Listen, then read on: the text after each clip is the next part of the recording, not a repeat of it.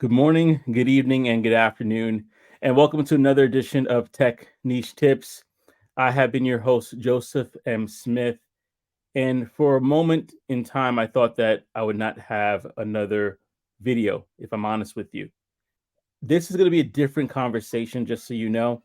I like to do a lot of editing, I like to do a lot of different things here and there, but it's going to probably be very minimalistic for this one because I just wanted to kind of give you an update on me and all that's kind of transpired in the past month or so that really had me questioning if I was going to be able to continue my career in tech sales or even this YouTube channel. Just to kind of give you some context, about 3 to 4, I would say about 4, maybe even 5 weeks ago, I was recording an interview with Lauren. It's actually going to be debuting tomorrow. And I was recording this interview, and there were some things that were happening with me. In fact, let me backtrack to provide better context. A couple weeks before that interview, about 2 weeks or so, I started experiencing an earache. And if I'm Caribbean, so a lot of home remedies, a lot of things that I was trying to do to just make sure that I could remedy it myself. It was consistent and it was persistent. And so I got it checked out, and the doctor said, yeah, maybe it's an outer ear infection. Fast forward, I'm in that interview that I was talking to you about earlier with Lauren, and all of a sudden my eyes started acting funny. It's almost like I couldn't control it. It was like a blinking on my left hand side, and my speech started to slur a little bit, and my mouth on this side was drooping. And so actually my entire face started to droop. And I noticed it in that interview because I'm talking to Lauren and I'm seeing myself in my monitor and I'm saying, wow, something's off. And it was so much so that I even told Lauren, I'm sorry, I had to kind of like speed this interview up a little bit because something's happening with me. And thankfully she's a respiratory therapist. She's in the medical field. She has that background. So she kind of was like, hey, she gave me some advice, and I was on my way to urgent care. And so I get to urgent care, and at the initial diagnosis was Bell's palsy. And that's what I thought it was. So I was like, oh, Bell's palsy, I've heard about that before. It's probably gonna take me some time to bounce back, but then I'll be good. And I found out later on that because of other symptoms, I started actually experiencing a rash on my face. I started experiencing some hearing loss and some pain on my left hand side. And this is all in with the droopy eye, unable to control this left hand side, and headaches and other things. And I went to the ER basically and discovered that I had Ramsay Hunt syndrome. And Ramsay Hunt syndrome is a little bit different than Bell's palsy. About 90% of people can recover from Bell's palsy pretty easily. About 70% actually recover from Ramsay Hunt. It's actually such a debilitating disease, as rare as it is, being only 5,000 to 100,000 people get it a year, that some people can't even drive because it could cause seizures. It could cause just vertigo. And so all these different things were symptoms. Thank God I didn't get the seizures, but I was experiencing vertigo. I was experiencing headaches, sensitivity to light, pain in this ear because of the nerve that was attacked by the Ramsay Hunt syndrome, which is really attacked by shingles. That's what it is.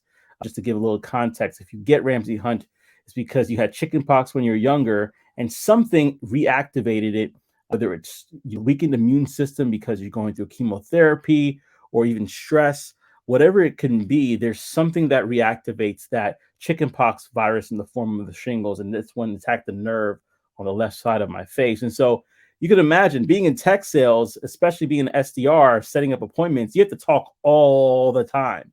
And I really thought, like, man, this is going to be it, because my speech was slurred. I was experiencing headaches. There was times I had to literally call out for the rest of the day because of what I was experiencing. I was taking steroids and other medication that also kind of made me a little loopy, and I wasn't really my best self. And so I was wondering, how is this going to affect me? Can I continue even doing this YouTube channel? Because this YouTube channel is talking, and let's be honest, we're people. If you saw me talking with half of my face, that could be a distraction. And so, with that being said, with a lot of prayer, by the grace of God, I'm here before you, and I think it's been almost 6 weeks, and honestly, it's almost as if I'm back to new. Now, there are some things I still have sensitivity and hearing in this ear, so some things still bother me here. But I mean, I'm getting my smile back, y'all. I'm getting my smile back, and my eye might be a little weird, but listen, I am thankful. God is good. He's healed me. I thank you for the blood of Christ. Not only saved my life spiritually, but physically. Literally, I'm a miracle right now because of how much things I was going through prior to this, to where I am now. So I just wanted to provide this quick update. I decided to do a couple of things uh, to really kind of push back from the noise of the world, to push back from things that are drawing for my attention, to create this update and to tell you a little bit of what I've learned about myself and learned about how I need to operate going forward in order to be the best version of myself, not just for y'all, but for my family, my wife, my children, for my church that I serve at, the local church, and all these different things. And so I wanted to create this video to give you an update on the fact that I am back, but I am going to be doing things differently going forward. You're probably going to see me do less of these pre-recorded things, more live things, because it's better, less stress on me because I just don't have time to edit as much anymore. You're going to see different things going forward, but there's a couple things I want to highlight, and I think this will be helpful for you as you are looking to either do new things in your life and you're looking to take on more tasks and projects. Is one, take care of your health. And I'm starting by saying that because there's times where I might stay up or wake up a little bit earlier to edit. And I'm not saying that it's not a bad thing to make those initiatives, but by doing so and other things in my life, there were a lot of stressors that I believe, I mean, I'm a father of six, my wife and I, there's a lot of different stress that we have going on. I'm pretty much the only one working a salary job at the moment because my wife is finishing her master's. I'm very proud of her in mental health counseling, but it's a demanding internship that does not allow her to work while she does it. It really doesn't allow her to work full time in the job that she had. And so she's doing that while she's also homeschooling our kids, or I should say, we both are homeschooling our kids. So there's a lot of different stressors in life. And I want to encourage you to minimize as much stress as you can. Wherever you can minimize it, do that because it's going to allow you to be your best self for the people that you love and care for. Secondly, and that resolve, I was able to have conversations with because I'm in med tech with people during this Ramsey Hunt syndrome period and explain, hey, listen, I'm sorry if my voice sounds weird. This has happened to me.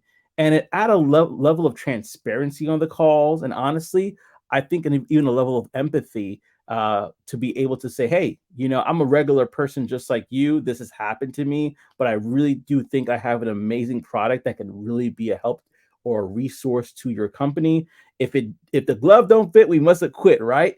But if this is a good solution for your company, let's talk some more and let's have a conversation about it. So I was able to utilize my situation, the things that I was going to for the benefit. And that's another thing I want to say. So first thing is, if you could reduce stress, take care of your health, reduce stress, that's good. But the second thing you want to do is you don't want to just necessarily, you want to be vulnerable. You want to be transparent in this season if you're going through something, because what it can do, it actually can be beneficial to somebody else. It could show your prospects that you're human, and somebody might be going through a tough time, and you could share your testimony in that moment of vulnerability and say, hey, listen, I've gone through something either similar to you or I'm going through something now. You can make it through. So that's the second thing that I've learned in this particular time. And the third thing I learned in this particular season is sometimes you can't do it all yourself. You have to let go. And I know it's cliche, but let God. Sometimes you can't do it yourself. So you have to rely on other people, whether they're family or friends, people you trust, and say, hey, I'm kind of weak in this area. I'm kind of vulnerable in this area. Can you help me? Because of my vertigo, because of the symptoms that I was experiencing, there's times I was driving the car and I literally had to pull over to the side and say, hey, wife, I can't drive right now. I'm not feeling that good. Can you take over? And if you know me, I'm not that type of person to basically say, boom, here's my weakness, take over. If I'm just honest, if I'm being transparent, I'm the type of guy who wants to take care of everybody and everything, even at the detriment of myself. But you got to rely on people. You got to trust people to help you in your times of weakness, because you have a community. We're created to live within community. We're created to live with one another, helping one another, trusting each other in some capacity. So just to kind of sum that up real quickly and put a nice little bow before I go, what I learned in this particular time dealing with my Ramsey Hunt syndrome is one, you got to take care of your health. And for me, that was removing stressors, that was walking more, that was finding places where I could find joy within my day and have laughter and have fun. Two, you want to be vulnerable and be transparent about where you're at because that makes you human. And lastly, you want to actually bring help, have other people help you out in your point of weakness and your point of need because that speaks volumes. And plus, you realize, like, listen, you can't be Superwoman or Superman. You need somebody to help you out. So, hopefully, from my situation, from my story, I hope this helps you in being able to just breathe and possibly prevent yourself from getting a sickness or an ailment because of the stressors in your life. Thank God I'm healed, and I'll be back soon doing live interviews. But until next time, I hope to see you on the other side. Take care, family.